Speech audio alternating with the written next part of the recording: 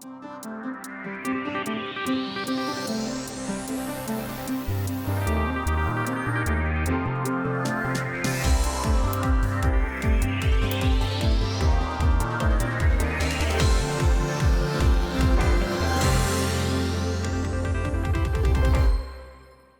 and welcome back to Channel 11. Today is April 4th. We're going to go through the crazy month of March that I'm sure everyone's glad is over, and we've seen a little bit of calm until today in the marketplace. So looking at equity performance, pretty amazing given everything that happened with Silicon Valley Bank, that we're sitting here up almost 4% on the month on the S&P 500, up almost 8% on the year on the S&P 500, the Dow being the laggard here, up only about 1%.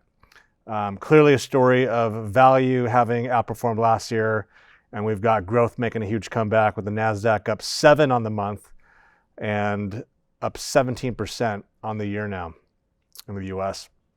As we look across outside of the US, you can see global equity up 745, up 140 on the month, Europe up 8. And so it's a story of growth making a comeback and of international and European outperformance relative to the US. I guess the S&P is kind of close, but not when you go to the Dow Jones. As we look across the sectors of the S&P and factor performance, as we just talked about, kind of the losers of last year are the winners of today. Consumer discretionary, information technology, consumer services, all the stuff that was lagging last year, up big, up 15 to 20% on the year, about 8% or so on the month. And the winners of last year, some of the more value-oriented sectors, are the laggards this year. Things like consumer staples, healthcare, utilities, energy, industrials.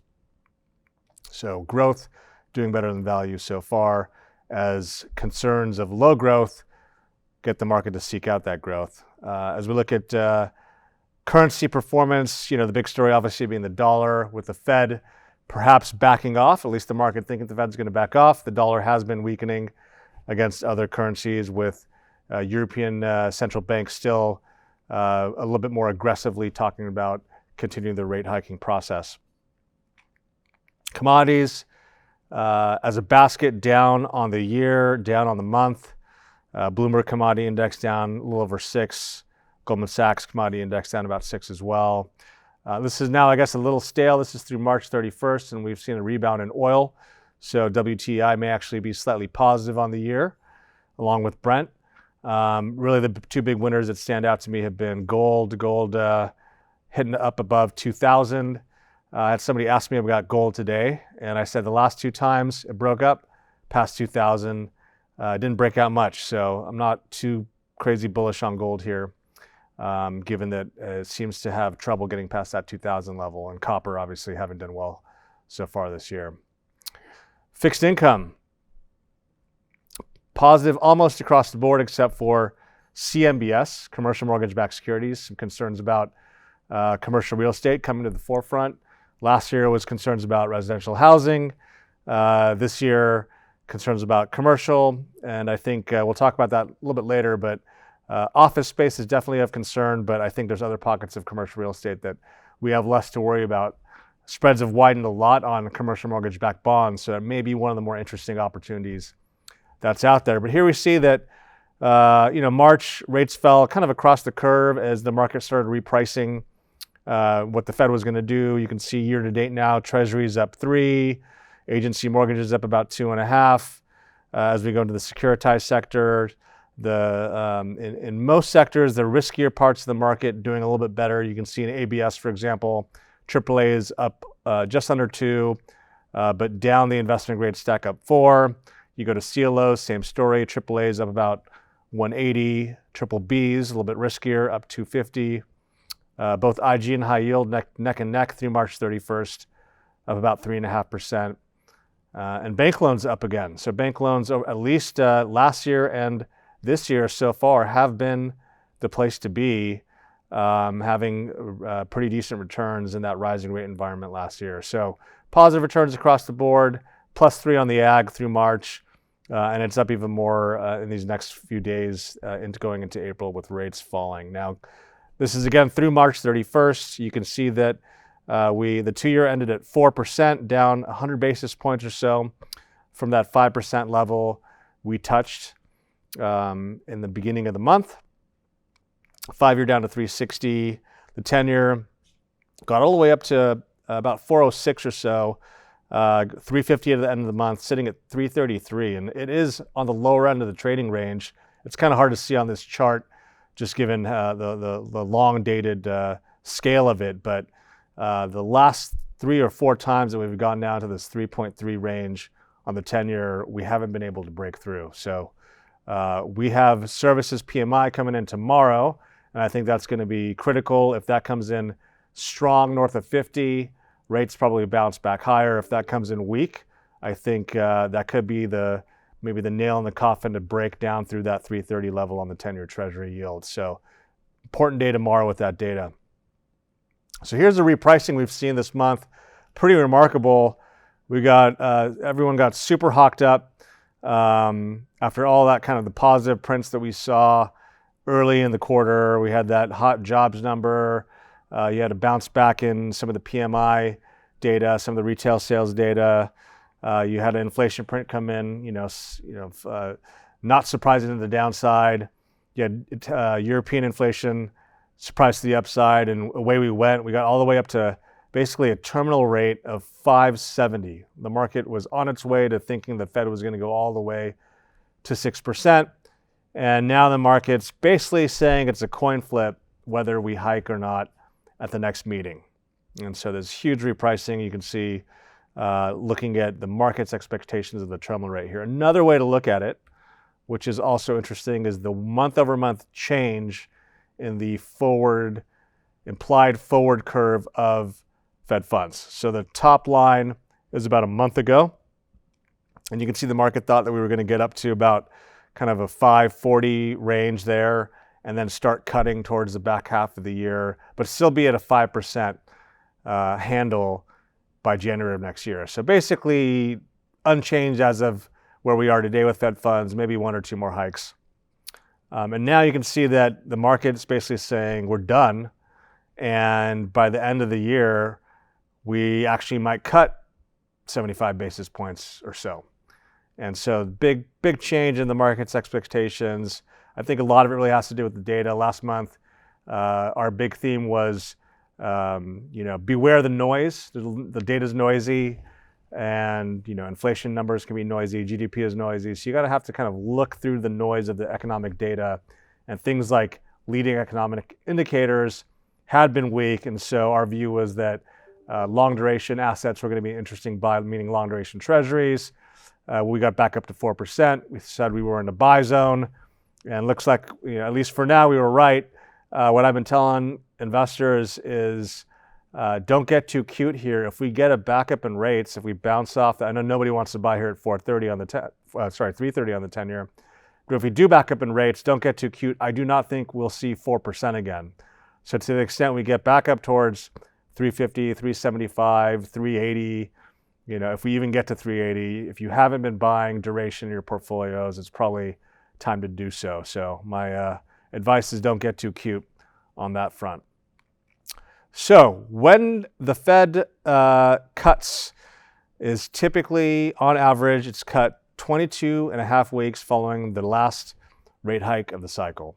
And so I guess we'll have to wait and see if this last hike was the last hike, or if they're going to go one more 25. But then it's about half a year, a little bit less than half a year before they cut, which would imply, I guess, sometime into the beginning of the fourth quarter, right? So I don't know. I feel like if things continue their path as far as banks having issues and economic data weakening, I think it'll probably happen before that. But this is at least what history tells us, is 22 and a half weeks from the last hike. It's just some interesting tidbit that's out there. So on the move of kind of this move lower in rates, what's also happened, and we looked at this last month, was the 2-year break even. The market's expectations of inflation had been spiking. That's come back down. The market's basically I think thinking that what happened with the banking system is going to continue to tighten financial conditions, which is going to help the Fed fight their inflation fight. And we'll look at some of that stuff in a couple more slides. Here's the leading economic indicators. We were following and saying, believe in this data, and it keeps coming in negative. It's a pretty good leading indicator of recessions. When it does dip down this negative, we typically do go into a recession. The recession being the pink shaded areas. And if I went back in time more, you would see that it's held true many, many times through history. So again, try to look through the noise and believe in the data. But Silicon Valley Bank, what happened there? We put out some tweets on our Channel 11 Twitter when this was going down. And I know everyone's probably sick and tired of hearing about it. It's almost like when I was sick and tired of hearing about FTX a couple months ago, or I guess almost half a year ago. This is a little bit more important systematically. So this is a snapshot from Bloomberg, from Cameron Macroman on Bloomberg, who I think puts out some good stuff. And this is SVB's balance sheets versus deposits. The deposits in blue, you can see that crazy growth that was hand in hand with the growth in tech and VC money being raised through 2020, 2021. The thing to really look at is the FDIC securities held to maturity. That's that purple. And that's pretty big. And the third thing to look at is cash and short-term investments in the red. That is very, very, very, very low. Now let's look at the golden child, Jamie Dimon, also had deposit growth in blue, but you can see that the red, the cash and short-term investments, is much, much, much, much higher relative to the FDIC held to maturity book, the purple. I mean, let's go back to SVB. Look at the purple versus red. They were massively long, a bunch of long duration assets. So they just obviously mismanaged their book. Banks need to be managing their asset liability mix. Their assets are, their liabilities are super short term. Those deposits that can flee. And Chase, which manages obviously much better, balanced book, has a lot of those short term assets and less of those long term held to maturity bonds in the purple. So that's kind of, in a simplistic way, one of the things that took them down is just poor asset liability management. And their peak growth, and it wasn't just them, it was a lot of depository institutions, and this is one of the problems that's out there broadly, is they all got a ton of money in 20 and 21. One of the reasons for that was the stimulus checks. All of a sudden, everyone gets stimulus checks in the mail. Some people went out and spent it. Some people bought Bitcoin. Some people bought GameStop. Some people conservatively put it in the bank. And so the banking system saw a huge jump in deposits. And one thing banks can do is they can go out and they can lend with that money, or they can buy low-risk bonds, low risk from a credit standpoint, treasuries, agency mortgage-backed securities, but not necessarily low risk from an interest rate standpoint. And interest rates sure did rise. Here you can see we get all the way down to that 50 basis point level. This is the 10-year Treasury, 2020. We got down to that low level, and we got all the way up to 4%, north of 4%. And here we're sitting at 330 today. But that was that big move in rates. And so what they owned, here's Fannie 2.5s, which is also on the Fed balance sheet, by the way. So the Fed is also underwater on these securities. It dropped from a high of over 105 all the way down to 80 cents on the dollar. Today sitting around 85. They also own Fannie 2s, which are at about 80 cents on the dollar as well. So a 20+% drop in the assets that they held to maturity. They saw deposits leave, and they have underwater securities that they had to sell and take losses on. And the market woke up to that. This is the KBW Bank Index, and it's punishing a lot of these banks given the concerns and risks revolving their asset liability mismatch.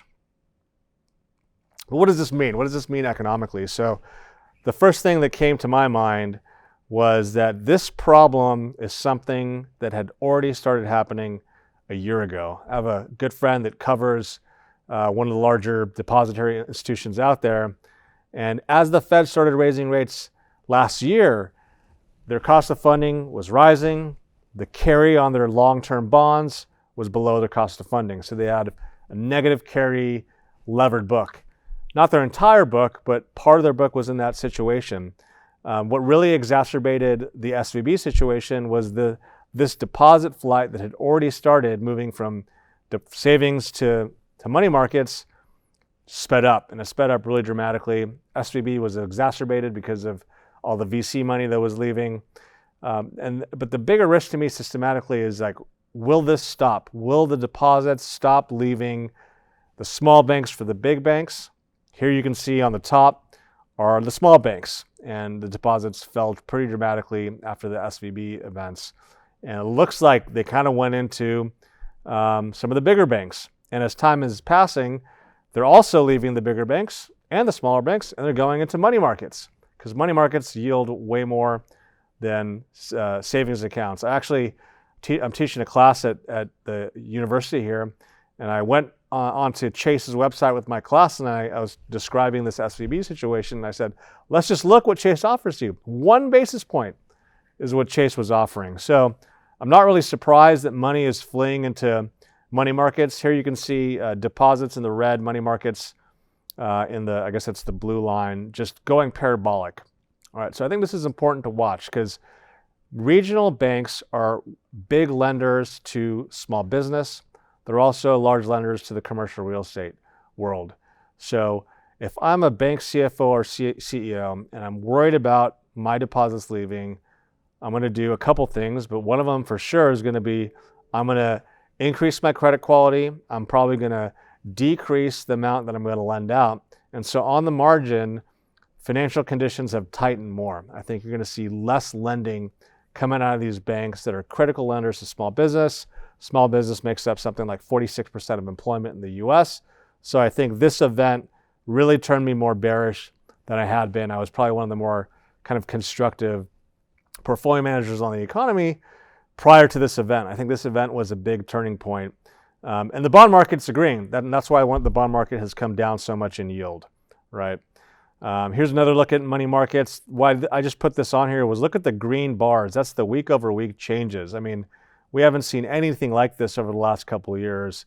The good news is that number came down a lot last week. So I think watch this data. We want to see the pace of money going into money markets slow down. Unfortunately, I think the events of Silicon Valley Bank and First Republic and these other financial institutions has now brought forth to the forefront to mom and pop and everybody out there that, hey, I've got all this cash that's sitting at the bank earning nothing. I can just go buy T-bills. I can just go buy some short money market ETF, and you're seeing the money go there. Okay, so the banks losing deposits. What did the government and the Fed and the FDIC do? Well, they came out with a lending facility, which I think was a great thing as far as stabilizing the financial system, is helping a lot of banks not go under. They basically set up the BTFP, I think it's called, and they set it up over the weekend, which now allows the banks to go take those $80 price bonds that they own and finance them and get 100 cents on the dollar. So I have an $80 price bond. Usually I go to the Federal Home Loan Bank system and I'll borrow money from them. They'll advance me 95% of my $80 price. So maybe I'll get 78, 75 cents on the dollar of financing. Now these banks can take $80 price bond and get 100 cents for it. They get the par value, not the market value. That's a big deal. And so you see this big spike in the discount window facility, not the BTFP that I was talking about. And this is when banks need to borrow from the discount window. And you can see that historically this happens during tough times. You had that big spike back in 2008. You had that spike again during COVID, March of 2020. And now you have an even bigger spike now. And as those spikes have happened, lending standards, which are presented in the light blue, were already tightening prior to this event. And this is why I think they're going to continue to tighten, because of this dynamic that we see out there. And so I think that's contractionary for the economy.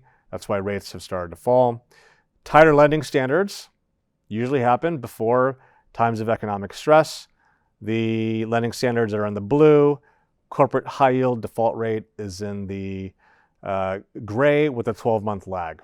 So it had already started to go up on a cyclical basis. These two line up pretty well. So I do think that this does mean that defaults will be on the rise. So just things to think about as you're planning your asset allocation is that lending standards are tightening. That's going to be slowing of growth in the economy.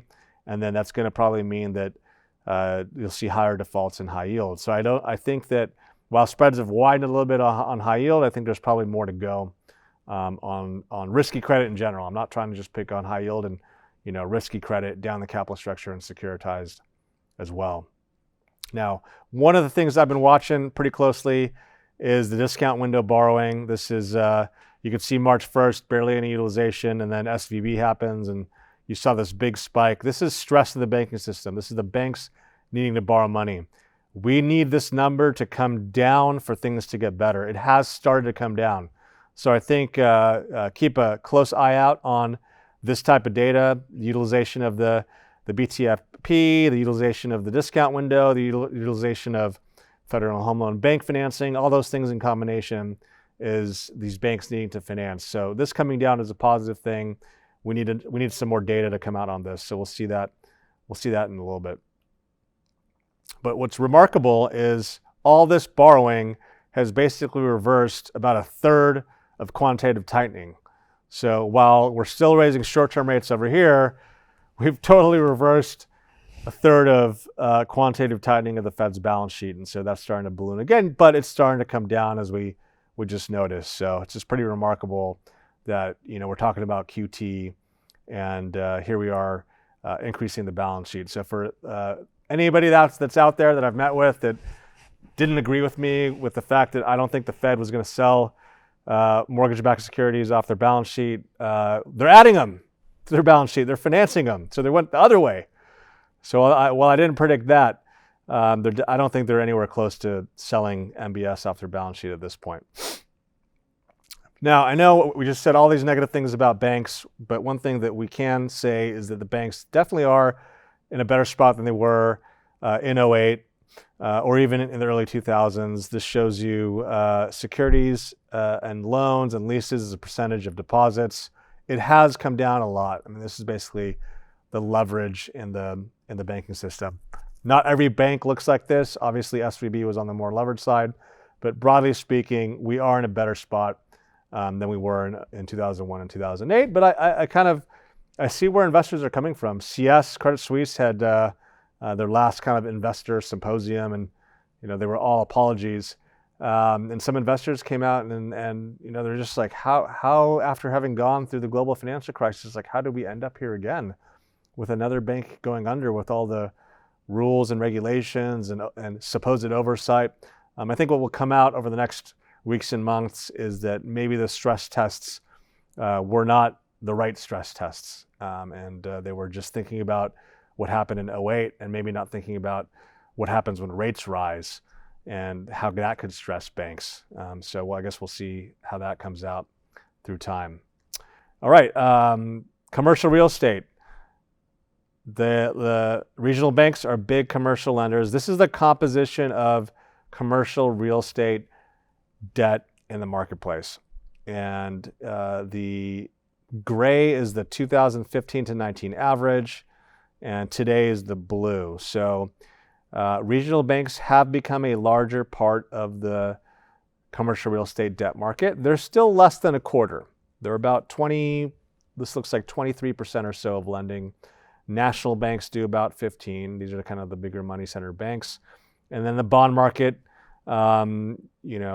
pre the taper tantrum of 22, if you want to call it that, CMBS was about 20% of the market, and it's shrunk down because issuance has shrunk down and there's not much activity to about 12% of the market. But regional banks pretty consistently have been about, let's call it 20% or so of commercial lending. So it's an important part of the commercial real estate market. If you're not accessing money center bank financing or insurance financing or, Fannie Freddie multifamily loans, you're probably going to your local regional bank to try to get a loan to buy a piece of real estate if you're a commercial real estate investor. So this is one of the other things that the market got spooked. equity analysts started, looking through all these bank balance sheets and saying, who's a big commercial real estate lender, who has large deposits? First Republic Bank, big commercial real estate lender with large deposits. That was kind of a double whammy. That's why First Republic got a lot of headlines and the stock got hit. Now, I will say this is all true. It all sounds negative, but let me also give you some of the good news out there is that lending standards have gotten a lot better. This shows you loan to value of commercial real estate loans. They have been coming down. The average here going back to 2004, kind of mid 60s loan to value, and loans that were being made very recently, high 50s, low 60s. And today looks like the lending standards have gotten even tighter because of everything that's going on. But the banks have been lowering their risk to commercial real estate through LTV. And so I think that's one of the things that people need to think about. While office space is obviously at risk, here we sit in a building with maybe 50% utilization. There's a lot of commercial bonds that are not backed by office. There's a lot of commercial bonds that are backed by multifamily, they're backed by industrial. They could even have a little bit of office in them, but if you're sitting at the AAA portion of those bonds, you're pretty safe from a loss standpoint. So the baby is kind of going out with the bathwater in that market. And now we'll look at what's cheap out there. So we did this last month. We'll try to do this every month. This looks at spreads going back 10 years. And everything is parallel shifted up. You had IG and high yield kind of down near your 50th percentile at the end of last month. IG looking way cheaper now. Here you can see IG is 72nd percentile. Even high yield is cheapened up, but still looks rich relative to some of these other sectors. What's screaming cheap is at the top, some of it because of risk. On the far right, you can see BBB CMBS. It's up there because there's risk and those bonds may be taking a loss. But on the far left, you can see the AAAs. Lots of credit enhancement, meaning bonds below you that need to take losses before you get hit. And AAA CMBS is now 98th percentile.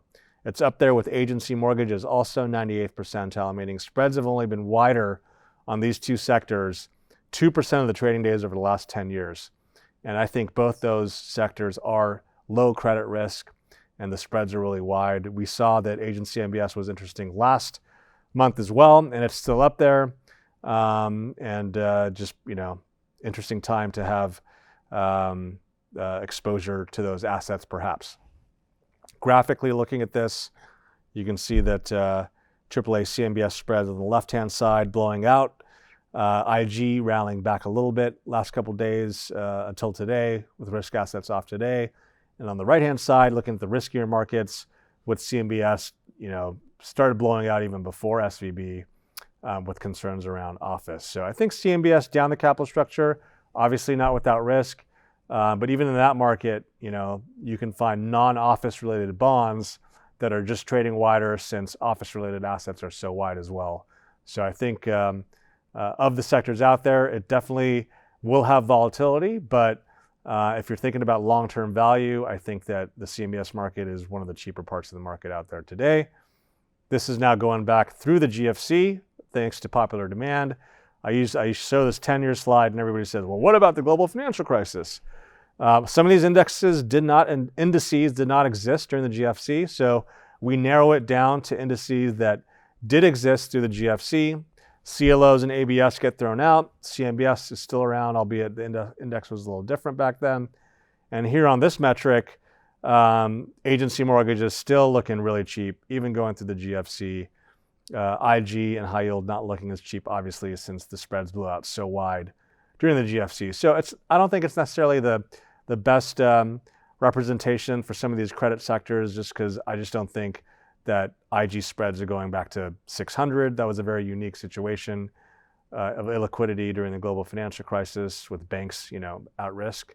Obviously, banks are at risk now, but a little bit different. You had large, systemically important banks at risk then. So, but I wanted to show the data. People ask, and even if you go back through the GFC, mortgages still look on the wider end relative to, again, this is their own history, fixed income spreads to the GFC. Looking at securitized versus corporate bonds, on the left-hand side, CMBS AAAs having rallied to start the year, and now this big sell-off making them, the cheapest they've been since going back over 10 years here, or 10 years look back, and even cheaper than they were in October of last year, which was the wides and spreads for most assets.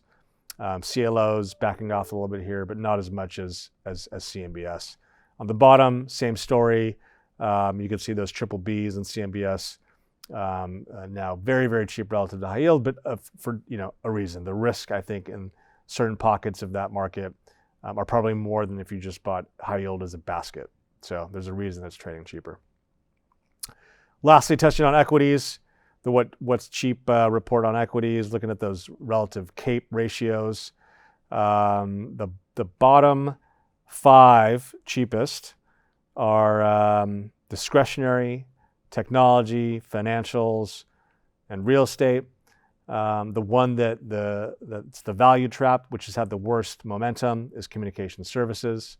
So if you're in the CAPE product, you're going to be owning those discretionary tech, financials, and real estate. That's what looks cheap.